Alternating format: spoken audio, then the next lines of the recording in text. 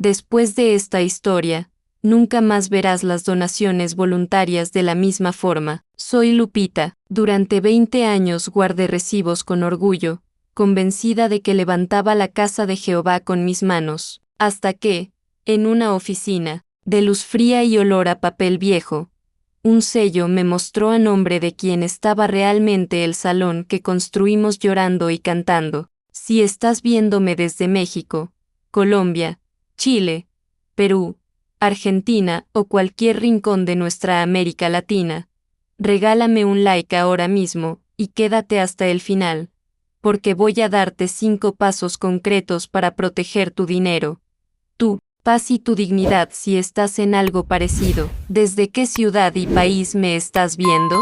Cuéntamelo en los comentarios para abrazarte por tu nombre en el próximo video. Me llamo Lupita y mi vida, por muchos años, olía a cemento fresco los sábados y a café de olla los domingos después de la reunión. A las 6 de la mañana, ya estaba con la falda doblada hasta la mitad de la pantorrilla, la blusa planchada con almidón, y el cabello recogido con una peineta que heredé de mi mamá. Mis manos, pequeñas pero tercas, aprendieron a cargar cubetas de mezcla, a lijar paredes, a pasar el trapo húmedo por los vidrios de las ventanas del salón como si estuviera puliendo un altar. Así nos formaron. Esta es la casa de Jehová. Cada ladrillo era una oración, cada peso donado, una promesa de paraíso. En mi cocina, junto a la sal y al comal, vivía una libretita de tapas azules, gastada en las esquinas. Ahí grapaba mis recibos, los iba acomodando por fecha con un orgullo que me calentaba el pecho. 50 pesos para pintura, 120 para los focos del auditorio, 300 para la renta de la mezcladora un fin de semana. Cada papelito tenía un olor mezclado, de tinta barata y manos apuradas. Yo los guardaba como quien guarda cartas de amor. Los sábados de construcción se sentían como fiesta. Llegábamos con tamales envueltos en hojas que todavía sudaban vapor, ollas de atole con canela, y risas que rebotaban en las paredes a medio levantar. Los hermanos más jóvenes subían a los andamios con una valentía que yo envidiaba en silencio.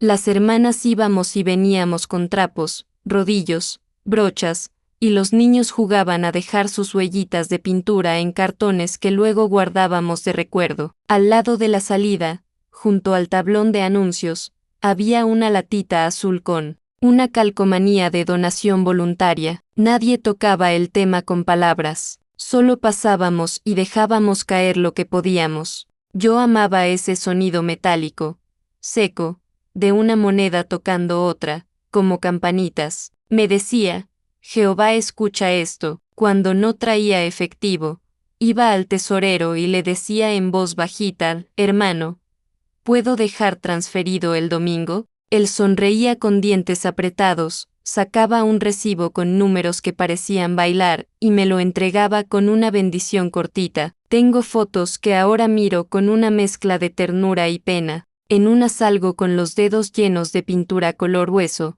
riendo con la hermana Mari y la hermana Tere. Otra muestra la primera vez que encendimos las luces del salón, todas amarillas, cálidas, como si la noche se hiciera chiquita. Recuerdo el sonido del primer micrófono funcionando, ese chasquido eléctrico que nos hizo aplaudir. Recuerdo el olor a piso recién trapeado y la emoción de ver las sillas alineadas, rectitas, como soldados listos para la batalla espiritual. Cuando llegaron las cartas de agradecimiento por los avances, yo las guardé en fundas plásticas, igualito que mi Biblia. En una se leía, hermanos, su sacrificio es un perfume grato. Ese día llegué a casa, puse la carta sobre la mesa, y recé con los ojos cerrados más fuerte que nunca. Pensaba en mi mamá, en su anillo de oro opaco, en sus manos cocinando para medio salón cuando yo era niña. Me prometí honrarla levantando un lugar digno para adorar. En las tardes de domingo,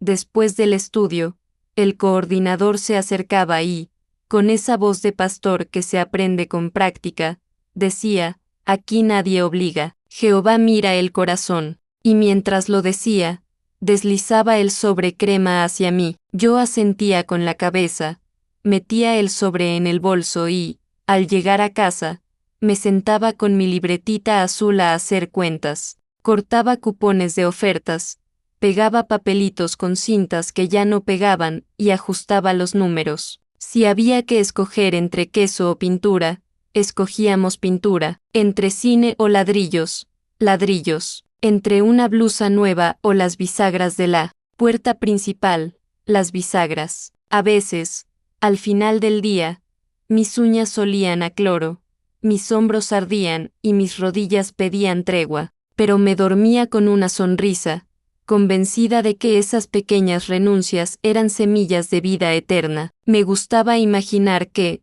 cuando viniera el paraíso, Jehová me mostraría ese salón como un árbol plantado con mis propias manos, y me diría, Lupita, te vi. Yo confiaba en los hermanos, en las cuentas leídas rapidito al final de la reunión, en la promesa de que esto es de todos. Confiaba tanto que, cuando el tesorero me pedía la copia de algún recibo para cerrar el mes, yo se la entregaba como quien entrega una rebanada de pan recién hecho, con gusto. Esa era mi vida, sencilla, ocupada, ordenada en torno a esas paredes que nos cobijaban de la lluvia y del mundo. Si alguna vez una vocecita me decía, ¿y si preguntas? Yo la callaba con un refrán que repetíamos como amuleto, la luz se hace más brillante. Cerraba la libretita, acariciaba el lomo de la Biblia y me dormía. No sabía que, mientras mis manos lijaban y donaban,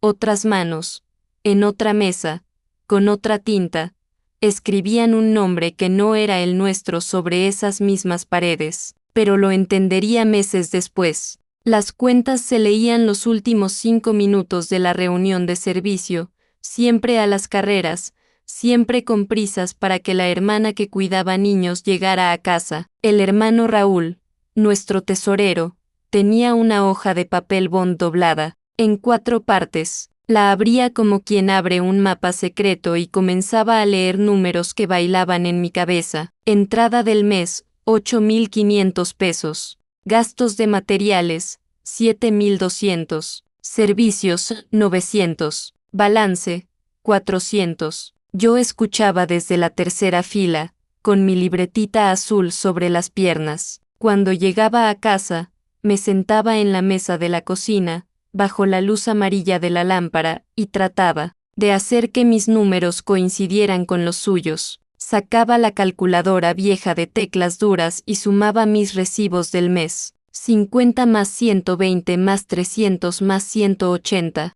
Mi cuenta llegaba a 2,800 pesos, y sabía que las hermanas Mari y Tere habían dado igual o más que yo. Si solo nosotras 3 dábamos más de 8,000 pesos, ¿cómo era posible que la entrada del mes fuera 8,500? ¿Dónde estaban las donaciones de las otras 15 familias? Una noche, después de darle vueltas a los números hasta que me dolía la cabeza, decidí preguntarle a la hermana Mari mientras fregábamos los trastes del salón después del estudio bíblico. Mari, le dije, secando una taza con un trapo que ya olía a humedad, ¿tú también has sumado tus donaciones? Ella se quedó callada, con las manos hundidas en el agua jabonosa. Después de un rato me miró con esos ojos cansados que conocía desde hacía 15 años. Sí, Lupita, y tampoco me salen las cuentas. Esa confesión me supo a libertad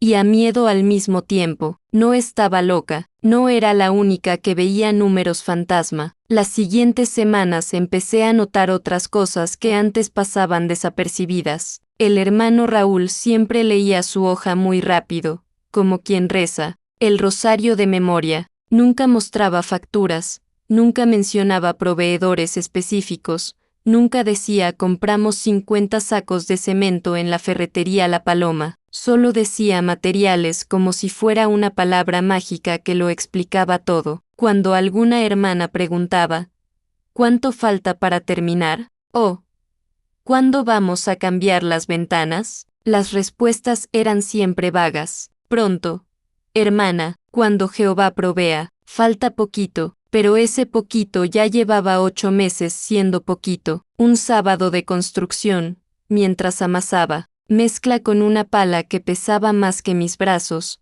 vi algo que me revolvió el estómago. El hermano González, nuestro coordinador, estaba hablando por teléfono en el patio, creyendo que nadie lo escuchaba. Yo estaba detrás de una pila de ladrillos, agachada, y pude oír fragmentos de su conversación. Sí, ya tenemos casi todo listo para la transferencia. La documentación está en orden. No habrá problemas con los hermanos. ¿Transferencia? ¿Qué transferencia? Esa tarde, cuando llegué a casa, me quedé parada en mi cocina, mirando mi libretita azul. Los recibos estaban ahí, ordenaditos. Testimonio de meses de sacrificio, pero por primera vez me pregunté, ¿sacrificio para qué? ¿Para quién? La respuesta llegó 3 semanas después, en un sobrecolor crema que alguien deslizó por debajo de mi puerta. Era una carta. El membrete decía Cuerpo de Ancianos Congregación Centro y el asunto me hizo tragar saliva, sugerencia de donación recurrente. La carta olía a impresora nueva y estaba escrita en un lenguaje suave pero firme,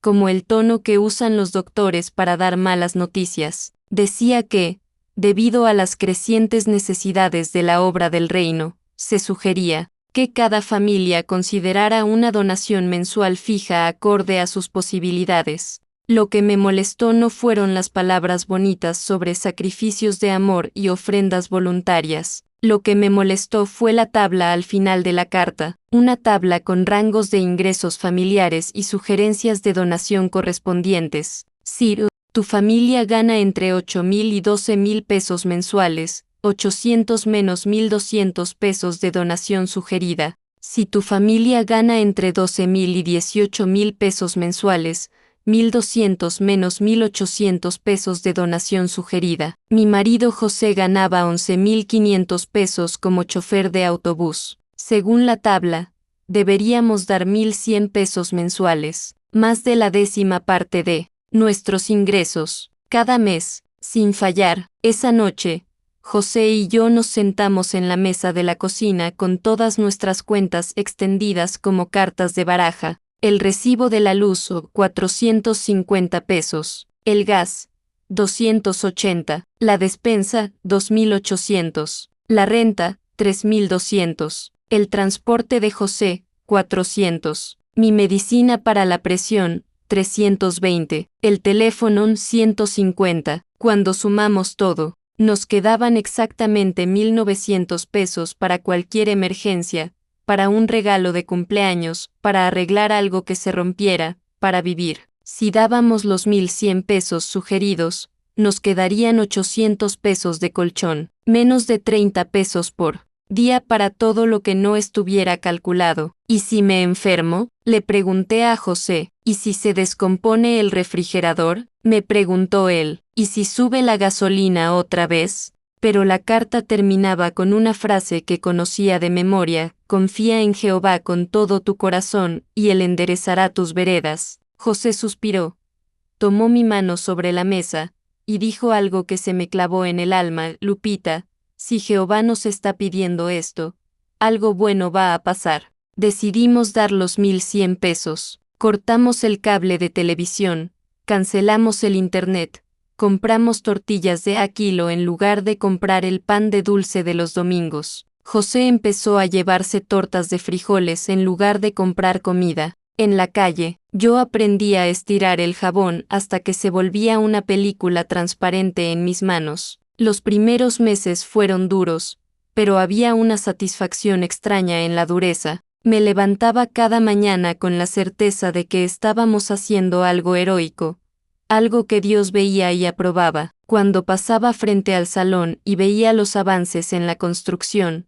mi pecho se hinchaba de orgullo. Esas ventanas nuevas las pagué yo, esa puerta bonita de madera, nosotros la pusimos. En las reuniones, el hermano González empezó a hablar más seguido sobre los sacrificios. Contaba historias de hermanos en otros países que habían vendido sus carros, sus joyas, hasta sus casas para apoyar la obra del reino. Nos leía cartas de agradecimiento de hermanos pobres que habían recibido salones nuevos gracias a donaciones. generosas de congregaciones hermanas. Una noche me contó la historia del hermano Esteban, un viudo de 80 años que había donado el anillo de bodas de su esposa fallecida para ayudar a terminar la fachada del salón. Hermanos, dijo él, coordinador con voz quebrada, cuando el hermano Esteban puso ese anillo en mis manos, me dijo, ya no lo necesito aquí, pero Jehová sí necesita que su casa se vea hermosa. Toda la congregación se quedó en silencio. Algunas hermanas lloraron. Yo sentí un nudo en la garganta y, al mismo tiempo, una presión familiar en el pecho. Si un anciano viudo podía dar el recuerdo más preciado de su esposa, ¿qué excusa tenía yo para quejarme de unas tortillas simples y un refrigerador medio vacío? Esa noche, al llegar a casa, abrí el cajón donde guardaba las pocas joyas que tenía. Un anillo de compromiso chiquito pero bonito,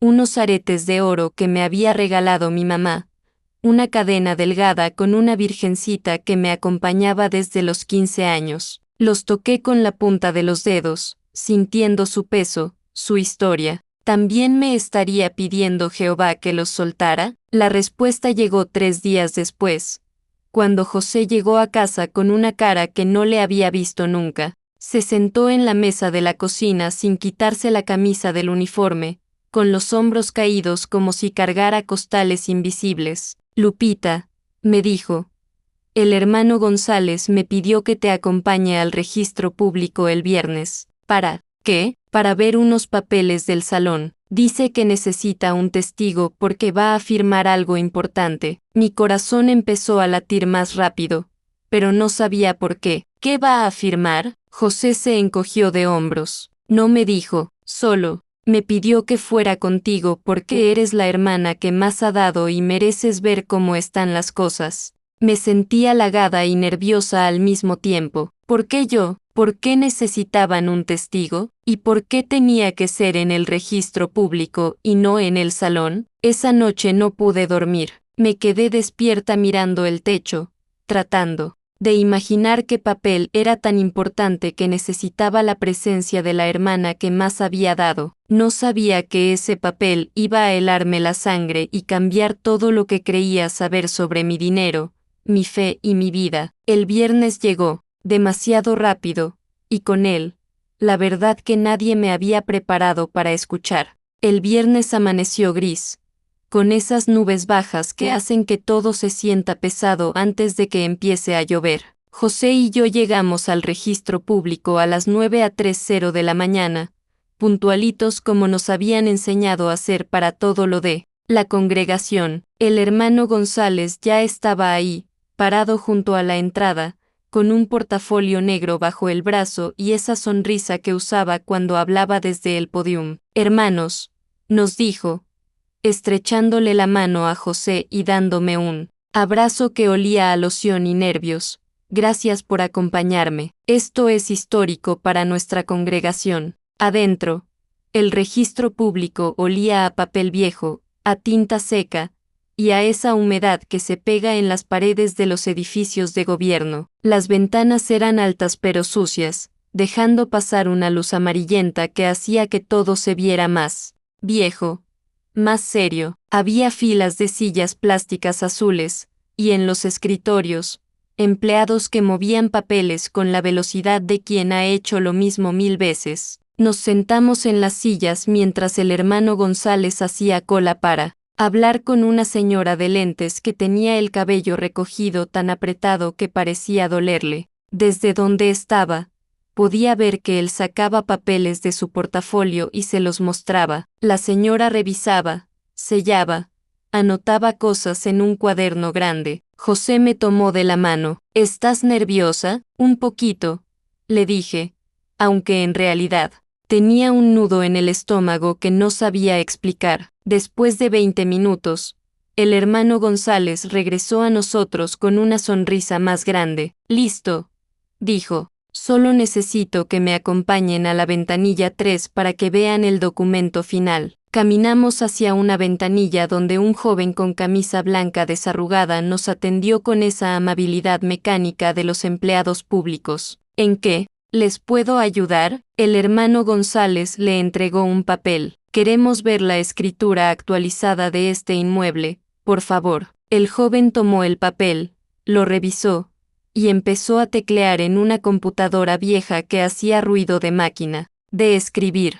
Después de un rato, levantó la vista. ¿Quieren copia simple o certificada? Simple está bien, dijo el hermano González. El empleado desapareció por una puerta trasera y regresó 5 minutos después con unas hojas grapadas. Las puso sobre el mostrador de vidrio rayado. Son 15 pesos. Yo saqué el dinero de mi bolsa antes de que el hermano González pudiera hacerlo. Yo pago, le dije. Es lo menos que puedo hacer. Tomé las hojas y las miré por primera vez. Era una escritura. El papel era color crema con un membrete oficial arriba que decía Registro Público de la Propiedad. Había sellos redondos en tinta morada, firmas que no podía leer, y números de folio en una esquina. Pero lo que me llamó la atención era el campo que decía propietario. No decía Congregación Centro de los Testigos de Jehová. No decía Asociación Religiosa Hermanos de la Fe. No decía ningún nombre que yo conociera. Decía Watchtower Bible and Tract Society de México. Calle. Me quedé mirando esas palabras como si estuvieran escritas en un idioma que no entendía. Watchtower. ¿Qué era Watchtower? ¿Dónde estaba México en todo esto? ¿Y qué significaba calle? Hermano González, le dije, señalando el papel. ¿Qué es esto de Watchtower? Su sonrisa se hizo más pequeña. Es la organización legal, hermana, la estructura jurídica que nos permite tener propiedades. Pero esto significa que el salón no es nuestro. Si es nuestro, Lupita, es de todos los testigos de Jehová, pero para efectos legales, tiene que estar a nombre de la organización central. Algo en su tono me sonó ensayado, como cuando les explicaba a los niños por qué no podían abrir los regalos de Navidad. Seguí leyendo. Había una sección que decía gravámenes y limitaciones. Ahí aparecían palabras que no entendía: usufructo, cesión irrevocable, cláusula de enajenación. ¿Qué significa esto?, pregunté, señalando esa sección. El hermano González se acercó, miró por encima de mi hombro, y dijo: son tecnicismos legales, hermana, no te preocupes por eso. Pero yo sí me estaba preocupando. Doblé los papeles con cuidado y los guardé en mi bolsa. ¿Puedo quedarme con una copia? Claro, dijo el hermano González, aunque su sonrisa ya no llegaba a los ojos. Cuando salimos del registro público, José y yo caminamos en silencio hasta la parada del autobús. El cielo seguía gris, y ahora sí empezaba a caer una llovizna fina que se sentía como pequeños piquetes en la cara. ¿Tú entendiste algo de eso?, me preguntó José. No, le dije, pero voy a entenderlo. Esa tarde, en lugar de ir al salón para la reunión de entre semana,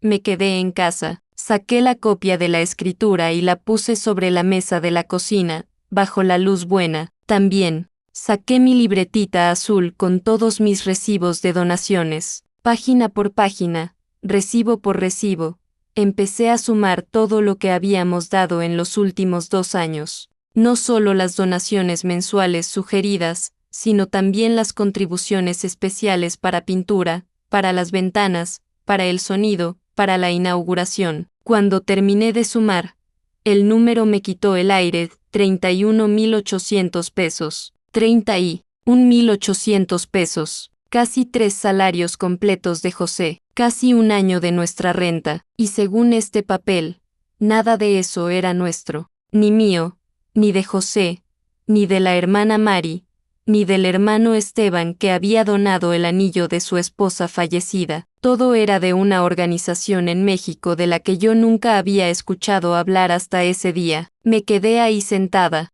con la lluvia golpeando las ventanas, sintiendo como si me hubieran estafado, pero no sabía cómo ni por qué. 3 días después, en la reunión del domingo, decidí hacer una pregunta que me quemaba la garganta desde el viernes. Al final del estudio de la atalaya, cuando el hermano González preguntó: ¿hay algún Comentario final, levanté la mano. Hermano González, dije, con una voz que traté de mantener calmada, ¿nos podría explicar cómo funciona la propiedad del salón? Algunos hermanos tenemos dudas sobre los aspectos legales. Se hizo un silencio incómodo. El hermano González se ajustó la corbata y sonrió, pero esta vez la sonrisa parecía forzada. Hermana Lupita, esas son cuestiones muy técnicas. Lo importante es que tenemos un lugar hermoso para adorar a Jehová. Los detalles legales los maneja la organización para protegernos a todos. Sí.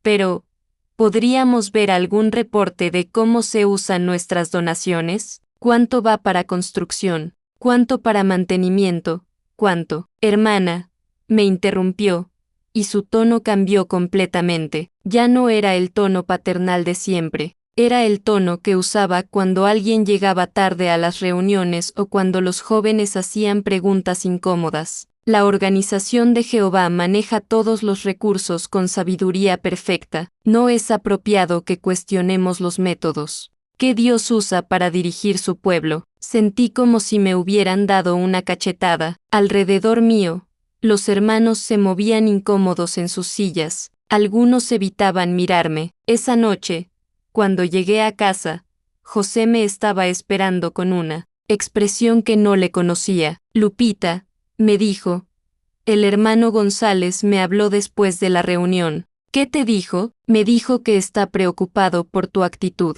que has estado haciendo preguntas que pueden causar divisiones en la congregación. ¿Me está amenazando? José suspiró. No es una amenaza, Lupita, es una preocupación. Él solo quiere lo mejor para ti. ¿Y qué es lo mejor para mí? Que confíes en la organización, que dejes de hacer preguntas que no llevan a ningún lado bueno. Esa noche no pude dormir. Me quedé despierta, mirando la escritura que había dejado sobre la mesa de noche. En la oscuridad, las palabras Watchtower Bible and Tract Society parecían brillar como un secreto que se negaba a permanecer oculto. Por primera vez en 20 años, me pregunté si había estado dando mi dinero a quien yo creía, y por primera vez en mi vida, esa pregunta me dio miedo, pero el miedo no era nada comparado con lo que estaba a punto de descubrir. Los siguientes días fueron extraños. En las reuniones algunos hermanos me saludaban igual que siempre,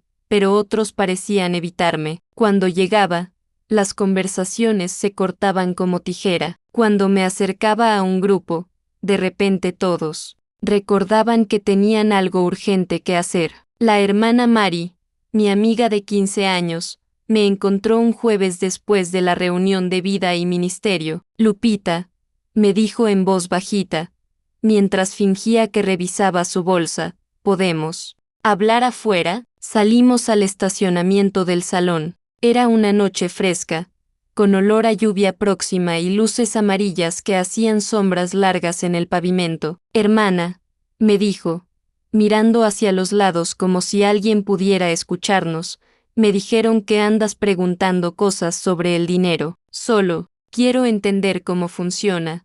Mari, ¿eso está mal? No está mal, dijo. Pero su voz sonaba insegura. Pero tal vez no es el momento. Tal vez es mejor que confíes. ¿Confiar en qué? ¿En quién? Mari se quedó callada un momento largo, luego me tomó de las manos. Lupita, yo también he hecho números. Yo también he visto cosas raras, pero decidí que es mejor no saber. Sus palabras me cayeron como piedras en el estómago. Mejor no saber qué, mejor no saber si las cosas no son como pensamos. Esa confesión me partió el corazón. Mari, mi hermana en la fe, había elegido la ignorancia voluntaria. Había decidido que la verdad era demasiado peligrosa para conocerla. Una semana después, encontré lo que necesitaba para decidir si yo también iba a elegir no saber. Era un sábado por la mañana. José había salido temprano a trabajar un turno extra, y yo me quedé en casa haciendo la limpieza semanal. Estaba sacudiendo la sala cuando sonó el teléfono. Lupita, era la voz del hermano González. Buenos días, hermano. Buenos días. Escucha, necesito un favor. Tengo que ir a la notaría a firmar unos documentos del salón. Pero necesito un testigo. ¿Podrías acompañarme? Mi corazón empezó a latir más rápido. ¿Qué clase de documentos? Son actualizaciones legales. Nada importante, pero la ley requiere testigos para este tipo de trámites. Algo en su tono no me sonó convincente, pero mi curiosidad era más fuerte que mi desconfianza. ¿A qué hora? ¿Puedes en una hora? La notaría está en el centro, cerca del registro público. 40 minutos después estaba parada frente a la notaría pública número 15, un edificio de 2 pisos con ventanas grandes y plantas en macetas que necesitaban agua. El hermano González llegó 5 minutos después que yo, con el mismo portafolio negro de la vez anterior. Gracias por venir, Lupita. Esto no va a tardar mucho. Adentro, la notaría olía a papel de alta calidad y a café recién hecho. Había un escritorio grande de madera oscura, sillas de cuero y un librero, lleno de tomos gruesos con números en el lomo. Todo se veía serio, importante, como el lugar donde se toman decisiones que cambian vidas. El notario era un hombre mayor, con bigote blanco y lentes de aumento que colgaban de una cadena dorada. Habló con el hermano González en voz baja durante unos minutos, revisando papeles que yo no podía ver desde donde estaba sentada. Señora, me dijo el notario, ¿usted es testigo de este acto? Sí, le dije, aunque no sabía de qué acto era testigo. ¿Conoce usted la naturaleza del documento que se va a firmar? Miré al hermano González. Él asintió con la cabeza, como diciéndome que respondiera que sí. Creo que sí. Mentí. El notario puso un documento sobre el escritorio. Era un papel oficial, con el membrete de la notaría arriba y varios párrafos escritos en letra pequeña. Señor González, dijo el notario, proceda a firmar donde está la marca. El hermano González tomó una pluma de tinta azul y firmó. En la parte de abajo del documento, su firma se veía practicada, como si hubiera firmado documentos similares muchas veces antes. Ahora necesita la huella digital, dijo el notario, extendiendo un tampón de tinta, mientras el hermano González ponía su dedo en la tinta y luego en el papel. Yo traté de leer lo que podía del documento desde mi silla. Alcancé a ver fragmentos. Traspaso de propiedad. Valor comercial de. Autorización irrevocable. Sentí como si una mano invisible me apretara la garganta. Listo, dijo el notario. Señora, ¿podría acercarse para firmar como testigo? Me levanté con las piernas temblorosas y caminé hacia el escritorio. El documento estaba ahí, abierto, con la firma fresca del hermano González brillando bajo la luz. Por primera vez pude leer el encabezado completo, escritura de enajenación y traspaso de inmueble, y debajo, en letras más pequeñas pero clarísimas, Salón del Reino Congregación Centro. Mi estómago se convirtió en hielo. Señora, insistió el notario, su firma. Por favor, un momento, dije, tratando de mantener la voz calmada. ¿Puedo leer esto primero? El hermano González se tensó visiblemente. Lupita, no es necesario, son solo formalidades. Quiero leerlo, dije, y esta vez mi voz sonó más firme de lo que me sentía. El notario me miró por encima de sus lentes. Es su derecho, señora. Tomé el documento con las manos que me temblaban y empecé a leer. Lo que leí me quitó todo el aire de los pulmones. El salón del reino que habíamos construido con nuestras manos, con nuestro dinero, con nuestros sacrificios, estaba siendo vendido, traspasado, enajenado. El comprador era una empresa que no conocía, Desarrollos Inmobiliarios del Bajío, San Ada, de calle, V. El precio de venta, 2.400.000 pesos. 2.400.000 pesos. Y según el documento, todo ese dinero iba a ser transferido directamente a Watchtower Bible and Tract Society de México, a calle. Nada para la congregación, nada para los hermanos que habían dado sus ahorros, nada para las viudas que habían donado sus anillos de bodas, nada para nosotros. Hermano González, dije, y mi voz sonaba como si viniera de muy lejos. Nos están vendiendo el salón. El silencio que siguió fue el más largo de mi vida. Lupita, dijo finalmente, con una voz que no reconocí.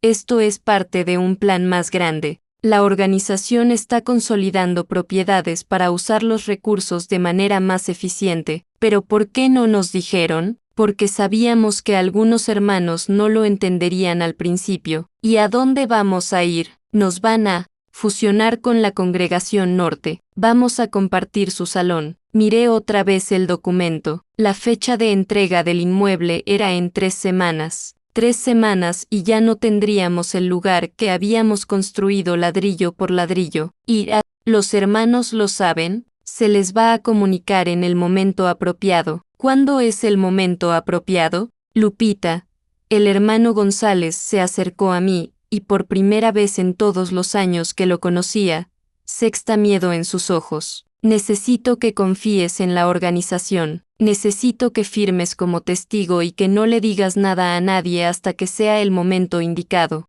Lo miré a los ojos y, en ese momento, entendí algo que me cambió para siempre. No me estaba pidiendo que confiara en Dios. No me estaba pidiendo que tuviera fe. Me estaba pidiendo que fuera cómplice de un engaño. No puedo, dije, dejando el documento sobre el escritorio. ¿Cómo que no puedes? No puedo firmar algo que no entiendo completamente, y no puedo guardar un secreto que afecta a toda la congregación. El hermano González se acercó más a mí. Su rostro había cambiado completamente. Ya no era el pastor amable de los domingos. Era un hombre desesperado. Lupita, si no firmas esto, va a haber consecuencias. ¿Me está amenazando? Te estoy advirtiendo. Tomé mi bolsa y me dirigí hacia la puerta de la notaría. Antes de salir, me volteé una última vez. Hermano González, le dije, cuando les diga a los hermanos lo que vi aquí, ¿todavía va a decir que soy yo la que está causando problemas? No esperé la respuesta. Salí de la notaría con las piernas temblando, pero con la mente más clara de lo que había estado en años. Habían vendido nuestra casa de Dios sin preguntarnos, y habían tratado de convertirme en cómplice de su secreto, pero yo ya no podía fingir que no sabía lo que sabía, y lo que sabía iba a cambiar todo. No pude dormir esa noche. Cada vez que cerraba los ojos, veía la firma del hermano González en esa escritura, veía los números, veía las palabras enajenación y traspaso bailando en mi cabeza como demonios burlones. José llegó de trabajar a las 11 de la noche y me encontró sentada en la mesa de la cocina, con una taza de té frío en las manos y la mirada perdida en la pared. ¿Qué te pasa,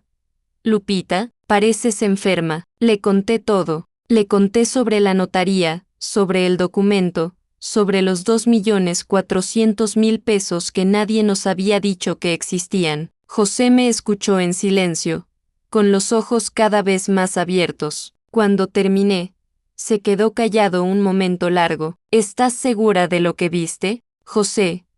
Leí el documento completo, vi las firmas, vi los sellos. Nos están vendiendo el salón y se van a quedar con todo el dinero, pero tiene que haber una explicación. Tal vez ese dinero va a servir para construir salones en lugares más necesitados. Tal vez. Entonces, ¿por qué no nos lo dijeron desde el principio? ¿Por qué me pidieron que guardara el secreto? José no tenía respuesta para eso. El domingo por la mañana desperté con una decisión tomada. No iba a quedarme callada. Los hermanos tenían derecho a saber qué estaba pasando con su dinero, con su salón, con su fe. Llegué a la reunión, más temprano que de costumbre. Me senté en mi lugar de siempre, en la tercera fila, pero esta vez llevaba algo diferente en mi bolsa, una copia de la escritura que había sacado el día anterior en una papelería, pagando de mi propio dinero. Durante toda la reunión sentí los ojos del hermano González sobre mí. Cada vez que levantaba la vista hacia la plataforma, ahí estaba él, mirándome con una expresión que mezclaba preocupación y advertencia. Al final del estudio de la atalaya, cuando se abrió el espacio para comentarios finales, levanté la mano. Hermano González, dije, con una voz que sonó más fuerte de lo que esperaba, ¿podríamos hablar sobre el futuro de nuestra congregación? Se hizo un silencio extraño en el salón. Los hermanos se voltearon a mirarme con curiosidad. ¿A qué te refieres, hermana Lupita? Me refiero a los cambios que están planeados para este salón. La expresión del hermano González cambió inmediatamente. Sus ojos se entrecerraron y su sonrisa desapareció. Hermana, si tienes preguntas específicas, podemos hablarlas después de la reunión. Creo que son preguntas que nos interesan a todos, insistí, sacando la copia de la escritura de mi bolsa, especialmente a los hermanos que hemos contribuido económicamente para este lugar. El murmullo de voces en el salón se intensificó. Podía ver caras de confusión, de curiosidad, de nerviosismo. Hermana Lupita, dijo el hermano González, y su tono ahora era claramente de autoridad. No es apropiado discutir asuntos administrativos durante la reunión. ¿Asuntos administrativos? Me puse de pie, con la escritura en la mano. ¿Así es como le llama a vender nuestro salón sin decirnos? El silencio que siguió fue total. Ni un bebé llorando, ni una tos, ni el ruido de alguien moviéndose en su silla. Todos los ojos estaban sobre mí. ¿Qué dijiste? La voz era de la hermana Mari, desde la segunda fila. Hermanos, dije, con el corazón latiendo tan fuerte que estaba segura de que todos podían escucharlo. Ayer fui testigo de la firma de una escritura de venta de este salón. Se vendió por 2.400.000 pesos, y todo ese dinero va para la organización central, no para nosotros. El murmullo se convirtió en un rugido de voces confundidas, preguntas, exclamaciones de sorpresa. «Eso es suficiente», gritó el hermano González, golpeando el podium con la mano. «Hermana Lupita, está usted causando un disturbio innecesario». ¿Innecesario? Me acerqué hacia el frente del salón, con la escritura extendida. «Es innecesario que los hermanos sepan qué pasó con su dinero. Siéntese ahora mismo, no me voy a sentar. No hasta que me explique por qué nos mintieron». El hermano González bajó de la plataforma y caminó hacia mí. Su cara estaba roja, y podía ver una vena palpitando en su frente. «Hermana, usted no entiende las complejidades de las decisiones administrativas de la organización. Entonces explíquemelas. Explíquenos a todos». Se quedó parado frente a mí, y por primera vez en todos los años que lo conocía, lo vi sin palabras. Fue entonces cuando habló el hermano Martínez, uno de los ancianos más jóvenes. «Hermanos», dijo, levantándose de su asiento en la primera fila, «creo que la hermana Lupita tiene derecho a una explicación. Todos la tenemos». «Hermano Martínez», dijo el hermano González, volteándose hacia él, «no es el momento ni el lugar». «¿Cuándo es el momento?», preguntó la hermana Tere desde atrás. «¿Cuándo nos íbamos a enterar? ¿Es cierto que vendieron el salón?», preguntó el hermano Carlos. «¿A dónde va a ir nuestro dinero?», preguntó la hermana Rosa. Las preguntas llegaban de todos lados del salón, como una cascada que no se podía detener. El hermano González levantó las manos, pidiendo silencio. «Hermanos, hermanos, por favor». «Sí, es cierto que hay cambios planeados para este salón, pero estos cambios son parte de una estrategia más amplia de la organización para optimizar recursos y expandir la obra del reino». «¿Qué clase de cambios?», preguntó el hermano Esteban, el viudo que había donado el anillo de su esposa. «Este salón va a ser reasignado, y nosotros nos vamos a fusionar con la Congregación Norte». «¿Y nuestro dinero?», insistió la hermana Mari. «El dinero va a ser usado por la organización para construir salones en lugares donde se necesitan más». «¿Pero por qué no nos consultaron?», pregunté yo. El hermano González me miró con una expresión que no había visto nunca. No era enojo, era algo más frío, más calculado. «Hermana Lupita, la organización de Jehová no necesita consultar con cada congregación individual sobre decisiones administrativas. Nosotros confiamos en la sabiduría del cuerpo gobernante. Incluso, Cuando se trata de nuestro dinero, especialmente cuando se trata de recursos que pueden ser mejor utilizados en otros lugares. Y si no estamos de acuerdo, la pregunta se me salió sin pensar. Pero en el momento que la hice, supe que había cruzado una línea invisible. El hermano González se acercó más a mí, lo suficiente para que solo yo pudiera escuchar su voz. Hermana, me dijo en voz baja pero clara, si usted no está de acuerdo con las decisiones de la Organización de Jehová, entonces tal vez necesita reconsiderar si este es el lugar correcto para usted. Sus palabras me golpearon como un puño en el estómago. Después de 20 años de servicio fiel, de donaciones, de sacrificios, me estaba diciendo que tal vez yo no pertenecía ahí. ¿Me está amenazando con expulsarme por hacer preguntas? No la estoy amenazando con nada, pero sí le estoy recordando que la lealtad a Jehová incluye lealtad a su organización, y quien siembra dudas y divisiones en la congregación está trabajando contra el Espíritu de Dios. Miré alrededor del salón. Todos los hermanos estaban callados, observando nuestro intercambio como si fuera una pelea de boxeo. Algunos parecían asustados, otros parecían confundidos, algunos evitaban mirarme directamente. En ese momento entendí algo terrible. No importaba cuánta razón tuviera, no importaba cuántas pruebas mostrara, no importaba cuán justo fuera mi reclamo. Para la mayoría de los hermanos, cuestionar a la organización era equivalente a cuestionar a Dios, y yo acababa de hacer exactamente eso, frente a todos. Hermanos, dije, con la voz quebrada pero firme, lo único que quiero es la verdad.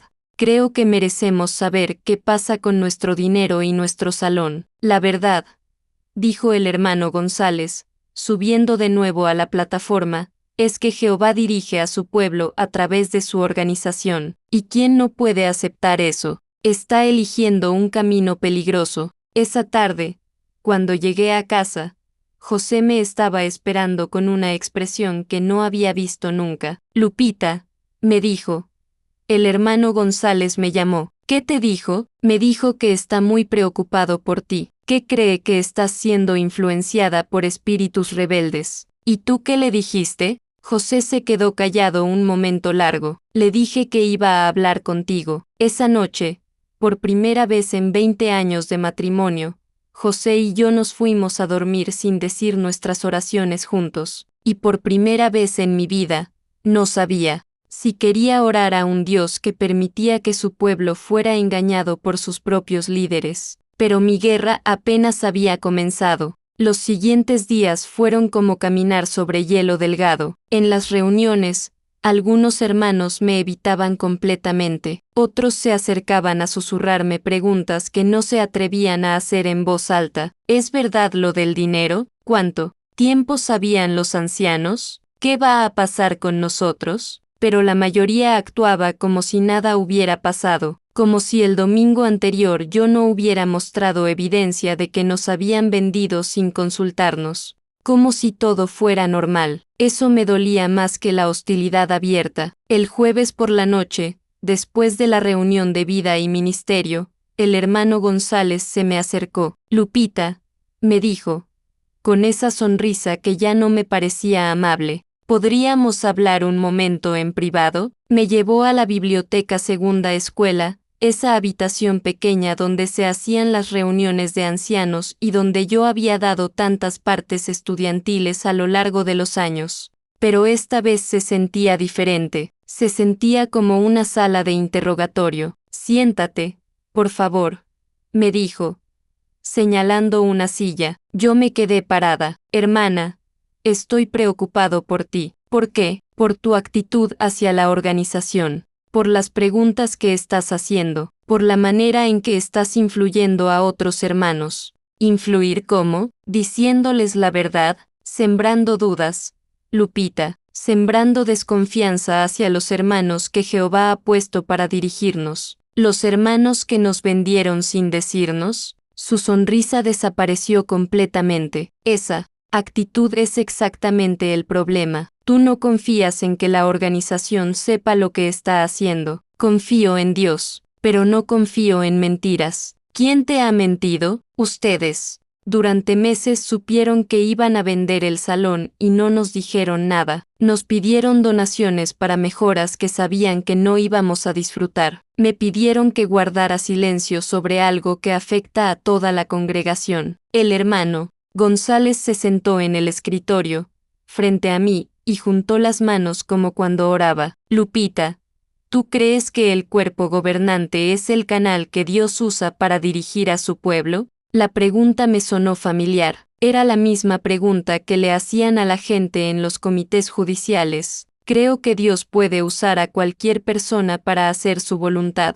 pero también creo que los seres humanos podemos equivocarnos, incluyendo al cuerpo gobernante. Ahí estaba la pregunta trampa. Si decía que sí, era apostasía. Si decía que no, tenía que aceptar que todo lo que habían hecho estaba bien. Creo que cualquier ser humano puede equivocarse, dije finalmente. El hermano González asintió lentamente, como si hubiera confirmado algo que ya sabía. Veo que tenemos un problema muy serio, hermana. ¿Cuál es el problema? El problema es que ya no confías en la organización de Jehová, y sin esa confianza, no puedes ser parte de este pueblo. Sus palabras me cayeron como piedras heladas. ¿Me está amenazando con expulsarme? No, te estoy amenazando, te estoy explicando las consecuencias naturales de tu actitud, las consecuencias de querer transparencia, las consecuencias de sembrar apostasía. Esa palabra me golpeó como una bofetada. Apostasía, la acusación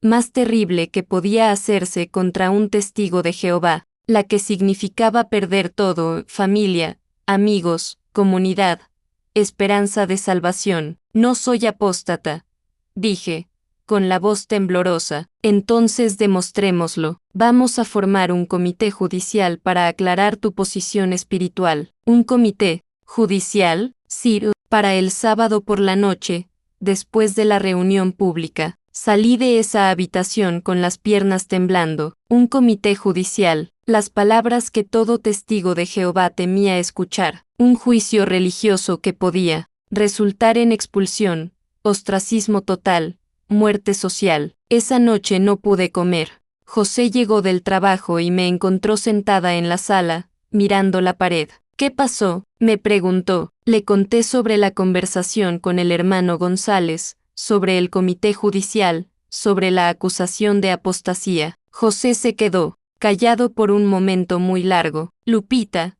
me dijo finalmente, tal vez deberías disculparte. ¿Disculparme por qué? Por las preguntas, por la manera en que manejaste las cosas el domingo pasado, por decir la verdad, por causar problemas. Me quedé mirándolo, sintiendo como si fuera la primera vez que realmente lo veía. José, ¿tú crees que causé problemas? ¿O crees que destapé problemas que ya existían? Creo que hay maneras de hacer las cosas, y creo que atacar a los ancianos públicamente no fue la manera correcta. Entonces, ¿cuál era la manera correcta? ¿Quedarme callada mientras nos robaban? No nos robaron, la organización sabe lo que hace. ¿Cómo puedes decir eso? ¿Viste los documentos? ¿Viste los números? José se levantó del sillón y empezó a caminar de un lado a otro de la sala. Lupita, yo he sido testigo de Jehová toda mi vida. Mi papá fue anciano, mi abuelo fue anciano. Esta es mi familia,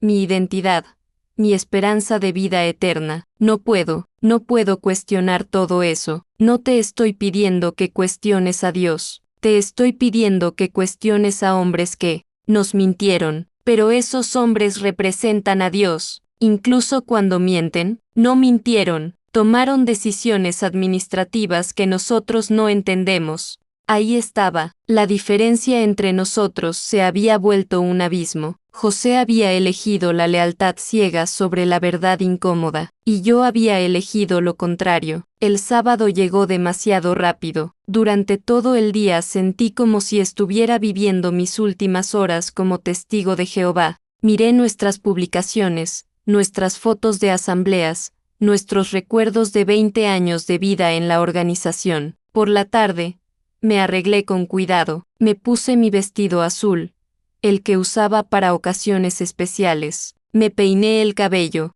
me puse un poco de perfume. Si iba a ser juzgada, al menos iba a mantener mi dignidad. José no quiso acompañarme. No puedo verte pasar por esto, me dijo. Llegué al salón 1 hora antes del comité. Me senté en el estacionamiento, en mi carro, mirando el edificio que habíamos construido con nuestras manos y que ya no era nuestro. A las 8 de la noche, el hermano González salió y me hizo señas para que entrara. El comité se reunió en la biblioteca Segunda Escuela. 3 hombres sentados en semicírculo, el hermano González, el hermano Martínez y el hermano Ramírez, que había sido traído de otra congregación para dar objetividad al proceso. Hermana Lupita, comenzó el hermano González, estamos aquí esta noche porque hay preocupaciones serias sobre tu actitud hacia la organización. Por 3 horas me hicieron preguntas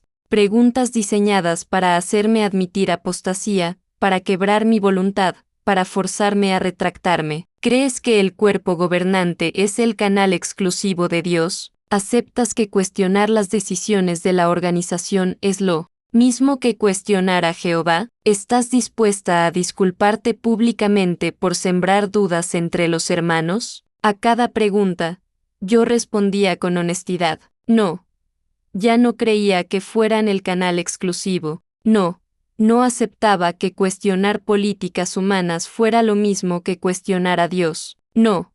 No me iba a disculpar por decir la verdad. A las 11 de la noche, me pidieron que saliera mientras deliberaban. Me senté en el salón vacío, mirando el podium desde donde habíamos escuchado tantos discursos sobre honestidad, integridad y coraje. Ironías de la vida. A medianoche me llamaron de vuelta. Hermana Lupita, dijo el hermano González, con una voz que intentaba sonar solemne, por tu actitud rebelde hacia la organización de Jehová y tu negativa a mostrar arrepentimiento por sembrar apostasía, este comité ha decidido expulsarte de la congregación. Las palabras flotaron en el aire como humo tóxico. Tu expulsión será anunciada en la próxima reunión de servicio. A partir de este momento, los miembros de la congregación no podrán tener asociación contigo. 20 años de mi vida, borrados con una sentencia. Me puse de pie lentamente,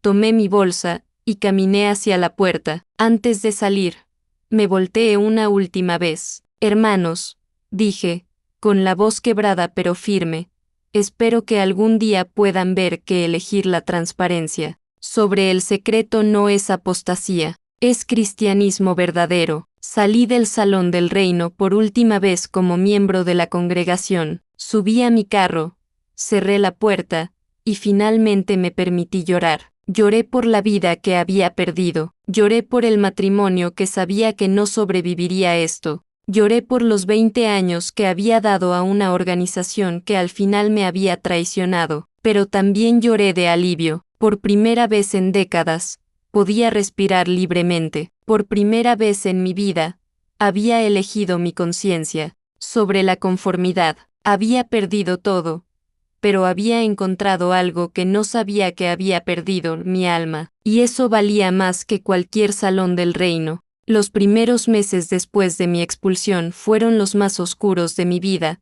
pero también los más reveladores. José no pudo soportar la presión. 3 semanas después del anuncio, llegué a casa y encontré una nota sobre la mesa de la cocina. Decía que se iba a quedar con su hermano por un tiempo, hasta que reconsiderara mi posición. Nunca regresó. La hermana Mari, mi amiga de 15 años, me cruzó en el supermercado y literalmente volteó la cabeza como si yo fuera invisible. La hermana Tere, con quien había compartido tantas tardes de predicación, cambió de acera cuando me vio caminando hacia ella. Mi mundo social desapareció de la noche a la mañana, pero algo extraño empezó a pasar. Sin las 5 reuniones semanales, sin las horas de preparación, sin las actividades constantes de la congregación, de repente tenía tiempo. Tiempo para pensar, tiempo para sentir, tiempo para descubrir quién era Lupita sin la identidad de hermana Lupita. Al principio,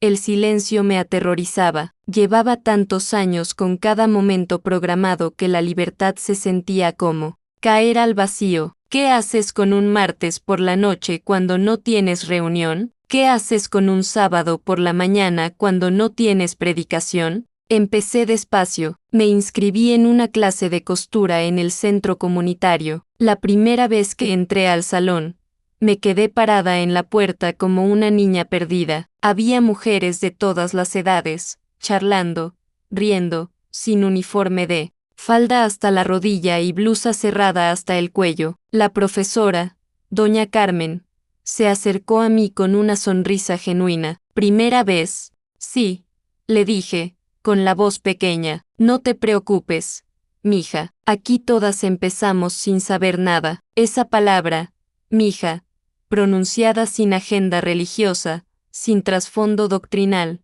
me llegó directo al corazón. Hacía años que nadie me hablaba con esa ternura simple y humana. En esas clases de costura descubrí algo que había olvidado: podía hacer amigas sin predicarles. Podía tener conversaciones sobre la vida, sobre sueños, sobre miedos, sin mencionar Armagedón o el nuevo sistema. Podía reír sin culpa. También empecé a leer libros que había tenido prohibidos durante décadas. Fui a la biblioteca pública, un lugar que había evitado por años porque la sabiduría del mundo es locura ante Dios. Me perdí entre los pasillos, tocando los lomos de libros sobre psicología, filosofía, historia de las religiones. El primer libro que me llevé fue Cuando Dios se convierte en una droga, sobre adicción religiosa y recuperación espiritual. Lo leí escondida en mi casa, como si fuera pornografía, pero cada página me ayudaba a entender lo que me había pasado. Había sido víctima de abuso espiritual. Había estado en una relación tóxica con una organización que usaba el miedo y la culpa para controlarme, y como cualquier víctima de abuso, necesitaba sanar. 6 meses después de mi expulsión, tomé la decisión más valiente de mi vida: busqué ayuda profesional. La doctora Elena Vázquez se especializaba en trauma religioso. Su oficina era pequeña, acogedora, con plantas en las ventanas y una lámpara de luz suave que hacía que todo se sintiera seguro. Lupita, me dijo en nuestra primera sesión, lo que has vivido tiene nombre. Se llama abuso espiritual, y no es tu culpa. Lloré durante 1 hora en esa oficina. Lloré por los años perdidos, por las preguntas no hechas, por la culpa que había cargado por no ser suficientemente espiritual cuando en realidad había sido demasiado humana. Durante los siguientes 2 años, trabajé con la doctora Vázquez para deshacer décadas de condicionamiento mental. Aprendí a identificar las técnicas de control que la organización había usado: el aislamiento social, la información controlada, la culpa constante, el castigo por cuestionar. Aprendí que tener dudas era normal, que hacer preguntas era saludable, que mi valor como persona no dependía de mi obediencia a una organización. Pero el proceso de sanación no fue lineal. Hubo días en que despertaba con pánico, convencida de que iba a morir en Armagedón. Hubo noches en que me quedaba despierta, preguntándome si había cometido el pecado imperdonable. Hubo momentos en que consideré regresar, pedirle perdón a los ancianos, someterme otra vez al sistema que conocía. La diferencia era que ahora tenía herramientas para procesar esos momentos. Tenía un espacio seguro para explorar mis miedos sin ser juzgada. Tenía permiso para sentir sin que eso fuera falta de fe. Lentamente, muy lentamente, empecé a reconstruir mi relación con lo divino,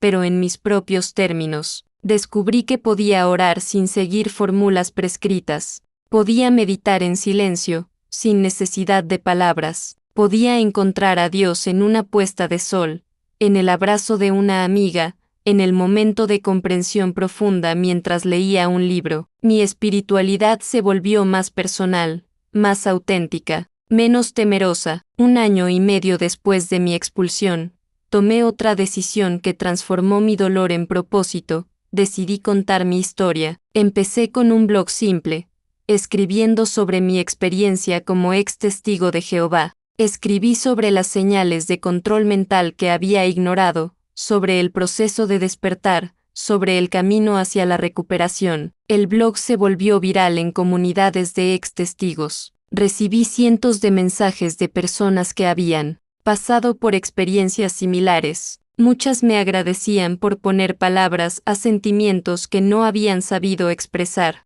Otras me pedían consejos sobre cómo salir de la organización sin perder a toda su familia. Me di cuenta de que mi historia podía ayudar a otros a sanar, a entender, a encontrar esperanza. Empecé a participar en foros de apoyo, primero como miembro, luego como moderadora. Ayudé a crear grupos locales de ex-testigos, espacios seguros donde la gente podía procesar su trauma sin ser juzgada. También me involucré en casos legales. Mi testimonio sobre las políticas financieras opacas de la organización ayudó a varios abogados que representaban a exmiembros en demandas por fraude y abuso espiritual. Mi dolor se había transformado en propósito. 3 años después de mi expulsión, recibí una llamada que no esperaba. Era la hermana Tere. Lupita, me dijo, con la voz quebrada.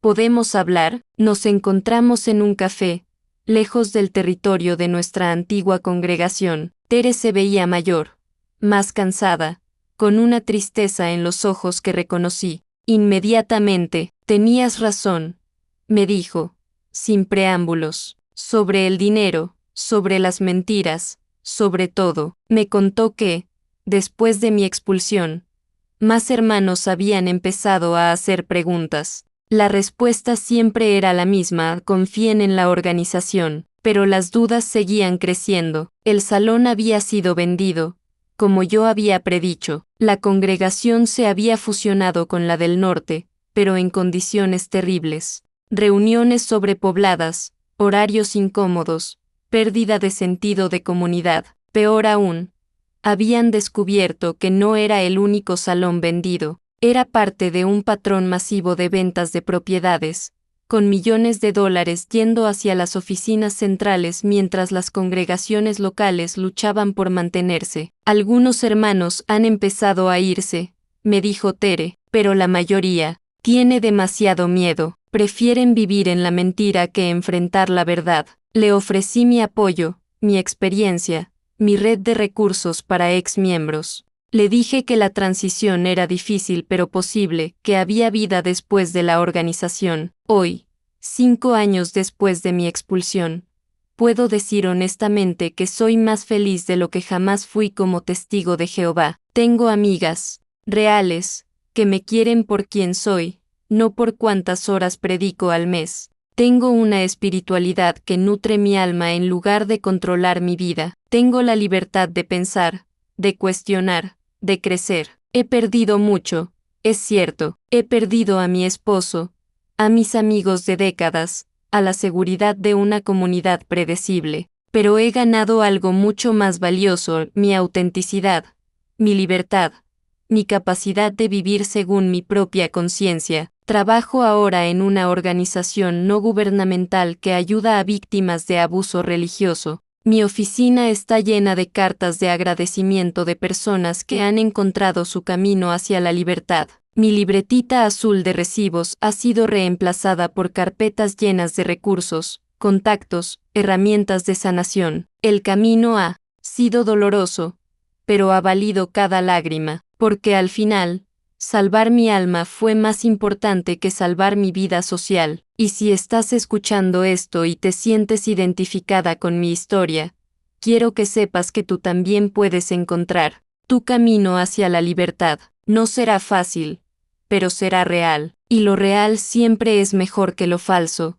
sin importar cuán cómodo sea lo falso. Después de todo lo que he vivido, he aprendido a identificar las señales de manipulación financiera y espiritual que me mantuvieron ciega durante 20 años. Si estás cuestionando tu propia situación, estos 5 puntos te ayudarán a ver con claridad. Primera señal: te piden dinero pero no transparencia financiera. Una organización honesta no teme mostrar exactamente cómo usa tu dinero. Si te piden donaciones voluntarias pero se niegan a dar reportes detallados de gastos, facturas, contratos o destino final de los recursos, ahí tienes tu primera señal roja gigante. Recuerda mis palabras, cuando te piden fe ciega en el dinero, es porque hay algo que no quieren que veas. Segunda señal, las propiedades están a nombre de entidades desconocidas si estás contribuyendo para tu salón, tu congregación,